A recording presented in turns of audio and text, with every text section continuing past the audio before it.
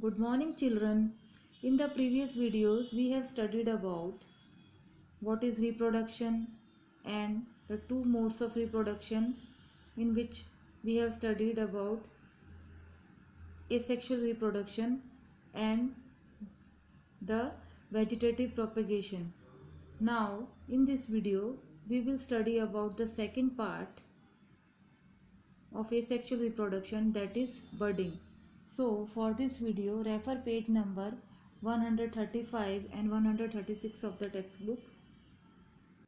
So we have studied about the vegetative propagation, in which we have studied about the roots, stems and leaves and buds, कि किस तरह से vegetative propagation के में हम लोग रूट्स, स्टेम्स, लीव्स और बर्ड्स के थ्रू प्लांट्स को ग्रो कर सकते हैं, है ना। तो आपको वीडियो फिर से एक बार रिवाइज करने के लिए देखना है, ताकि आप ये वाला टॉपिक भूले नहीं। Now in this video we will study about budding, second topic in asexual reproduction. तो बर्डिंग में क्या होता है, अब उसके बारे में हम पढ़ेंगे।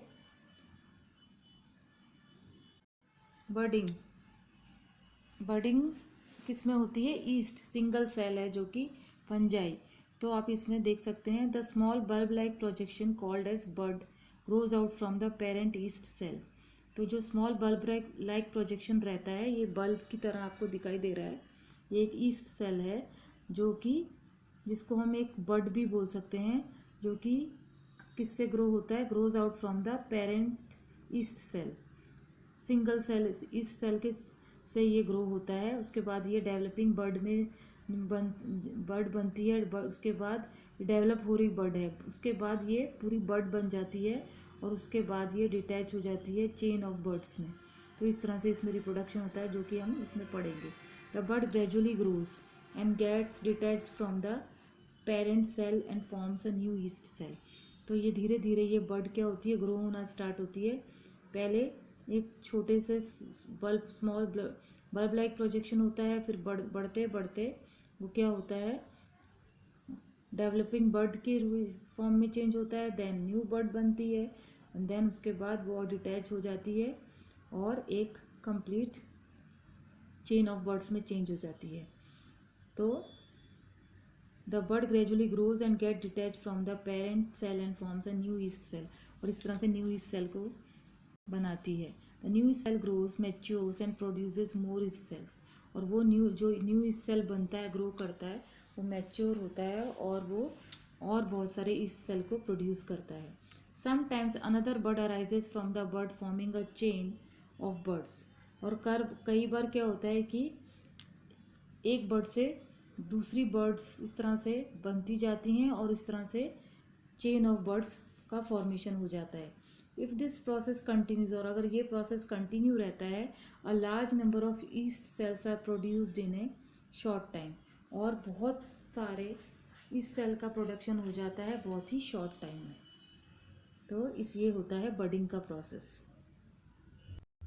Now the third part of asexual reproduction is fragmentation. अब फ्रेगमेंटेशन किस में होता है? एल्गीज में होता है।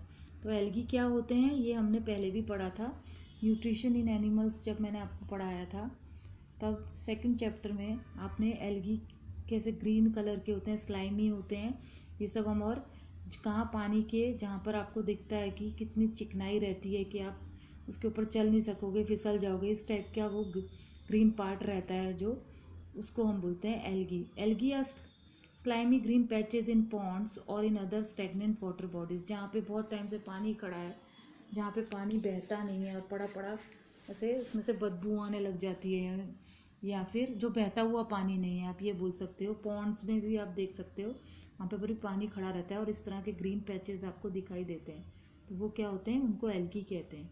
When algae matures it breaks up into 2 और मोर फ्रेगमेंट्स। तो यही एल्गी जब मैच्योर होते हैं, तो ये 2 और 2 से ज़्यादा फ्रेगमेंट्स बनाते हैं। तो सपोज़ ये एल्गी का डायग्राम है, ये सिंगल एल्गी है, ये मैच्योर हुआ और इसने क्या किया?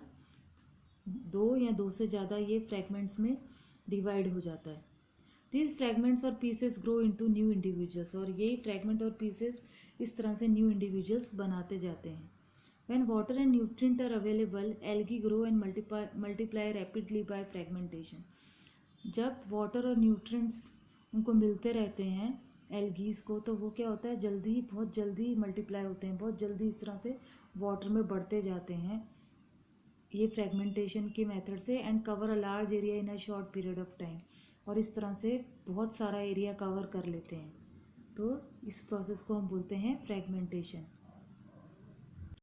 सो फ्रेगमेंट ऑफ पेरेंट्स और ऑर्गेनिज्म गिव्स न्यू इंडिविजुअल, और ये फ्रेगमेंट जो रहता है, जो चेंज होता जाता है, एक से दो, दो से इस तरह से आगे आगे मैच्योर होता जाता है, बढ़ता जाता है, फ्रेगमेंट बहुत सारे होते जाते हैं, तो ये एक न्यू इंडिविजुअल को प्रोड्यूस करते हैं।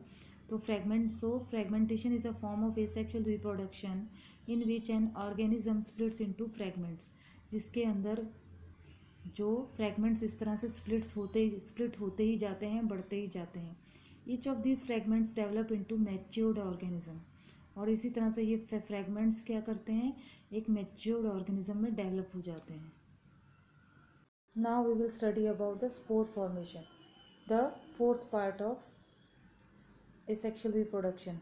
Mosses, ferns, fungi etc. reproduce by means of spores. जितने मॉसेज हैं, फर्न्स हैं, फंजाई हैं, ये कैसे रिप्रोड्यूस होते हैं, स्पोर्स के थ्रू रिप्रोड्यूस होते हैं। A spore is a small microscopic unicellular sexual reproductive part.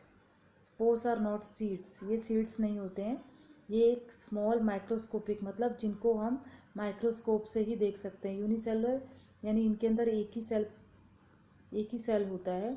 इस तरह के एसेक्सुअल रिप्रोडक्टिव बॉडी होती है इनकी। When sporangium burst, spores are released in the air and as they are very light they can cover long distances. जो sporangium जब burst होता है इसके अंदर, स्पोर्स के अंदर, आप इसमें देख सकते हैं, तो जब एक स्पोरेंजियम बर्स्ट होता है तो बहुत सारे स्पोर्स को वो एयर में रिलीज़ करता है, और जैसे कि ये बहुत लाइट होते हैं तो ये क्या करते हैं, ये दे कैन कवर लॉन्ग डिस्टेंस, बहुत दूर तक का डिस्टेंस ये कवर कर लेते हैं।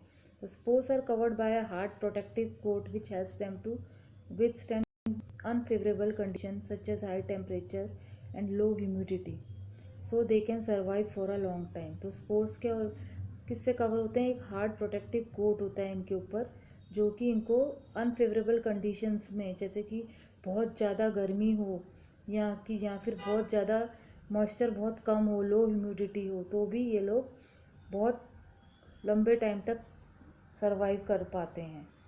Under favourable condition a spore germinates and develops into a new individual, और जब फेवरेबल कंडीशंस रहती हैं तो स्पोर क्या होता है, जर्मिनेट करता है और न्यू इंडिविजुअल्स को बनाता है।